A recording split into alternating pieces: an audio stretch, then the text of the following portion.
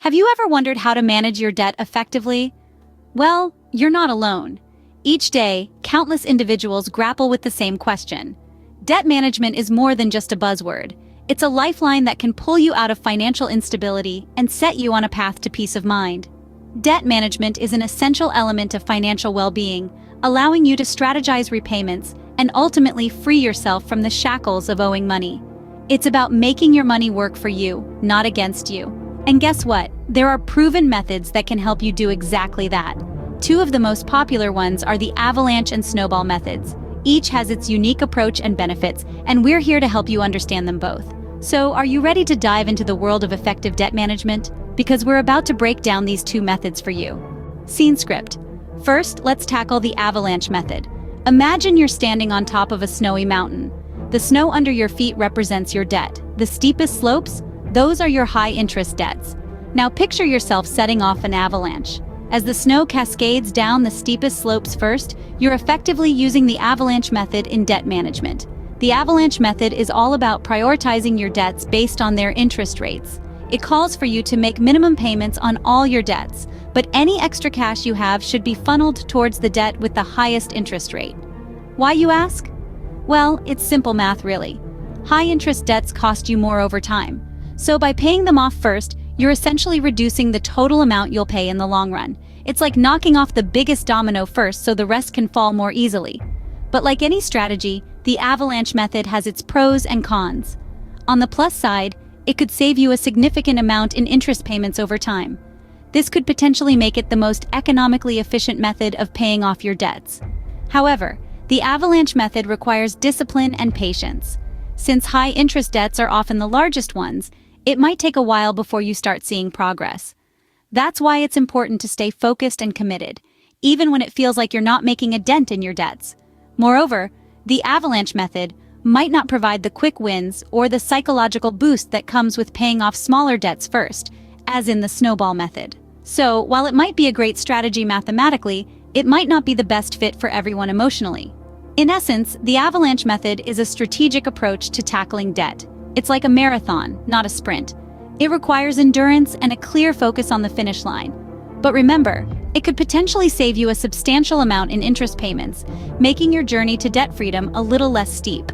That's the avalanche method for you. It's a strategy that targets high-interest debt, potentially saving you money in the long run. Now, let's shift gears and explore the snowball method. The snowball method is a strategic approach to debt repayment where you focus on paying off the smallest debts first while maintaining minimum payments on the larger ones. Imagine a snowball rolling down a hill, gaining size and momentum as it goes. That's exactly how this method works. As you pay off each smaller debt, you gain more momentum and motivation to tackle the next one. This method can be incredibly satisfying because it provides quick wins. Each time you pay off a debt in full, no matter how small, it feels like a victory. It's a morale boost, a psychological pat on the back that says, you can do this. And that's the key strength of the snowball method. It's not just about the numbers, it's about the psychological uplift that keeps you going. But of course, like all strategies, the snowball method has its potential drawbacks. While you're focusing on smaller debts, your larger debts continue accruing interest. This can mean that over time, you may end up paying more in interest than you would if you tackled those larger debts first. It's a trade-off, a balance between the psychological benefits of quick wins and the potential financial costs of accruing interest. In addition, the snowball method requires discipline and consistency. It's not enough to just pay off one small debt and then lose momentum. The power of the snowball method comes from maintaining that momentum, from rolling that snowball down the hill until it's a giant snow boulder that's knocked out all your debts. So if you're someone who thrives on quick wins and motivational boosts, the snowball method could be a great fit for you. But remember, it's important to consider your personal financial situation and weigh the potential costs and benefits before choosing a debt repayment strategy. That's the snowball method. It's all about gaining momentum and maintaining motivation by knocking out smaller debts first. Scene script. Let's put these methods into real-life context now. Imagine a young professional. Let's call him Ethan. Ethan has accumulated a considerable amount of debt from student loans, a car loan, and a few credit cards.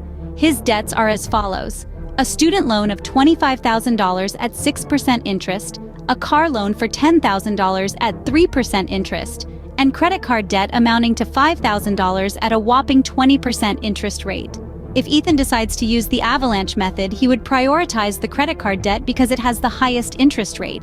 Once he's paid off the credit card debt, he would then focus on the student loan and finally, the car loan. This method would save Ethan a significant amount in interest over time. However, it might take him a while to see progress since the student loan is a significantly larger debt. Now, let's consider the same scenario, but this time, Ethan opts for the snowball method. In this case, he would start by tackling the smallest debt, which is the car loan. Paying this off first would give him a confidence boost and a sense of accomplishment.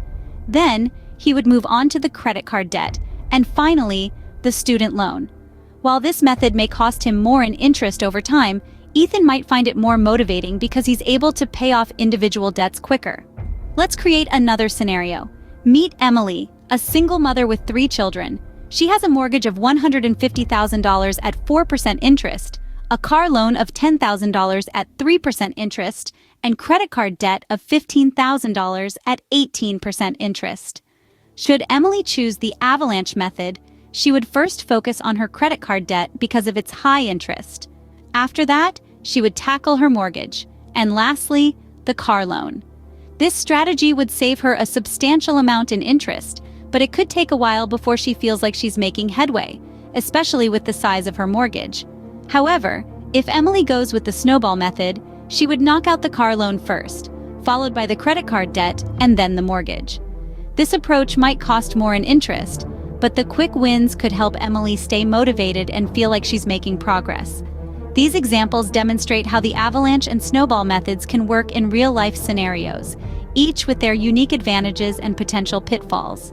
Whether you're a young professional like Ethan or a single parent like Emily, the most important thing is to choose the method that best aligns with your financial situation and personal preferences. Remember, the ultimate goal isn't just to get out of debt, but to stay out of debt. Let's take a moment to recap what we've learned today.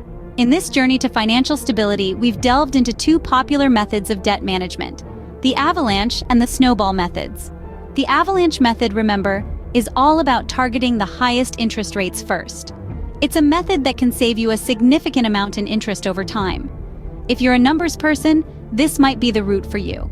However, it requires a lot of patience and discipline, as the process can be slow and the initial victories might not feel as satisfying. On the other hand, we have the snowball method. This strategy prioritizes knocking off the smallest debts first, providing quick wins and a psychological boost. It's a great choice if you're someone who thrives on progress and needs those small victories to stay motivated. But it's worth noting that this method might end up costing you more in interest in the long run. These methods aren't one-size-fits-all solutions. It's essential to understand that everyone's financial situation and mindset are unique. You might find that a hybrid approach, combining elements of both methods, works best for you. We also looked at real-life examples to illustrate how these methods work in practice. The key takeaway here is that while the numbers matter, so does your mindset and your personal connection to your debt.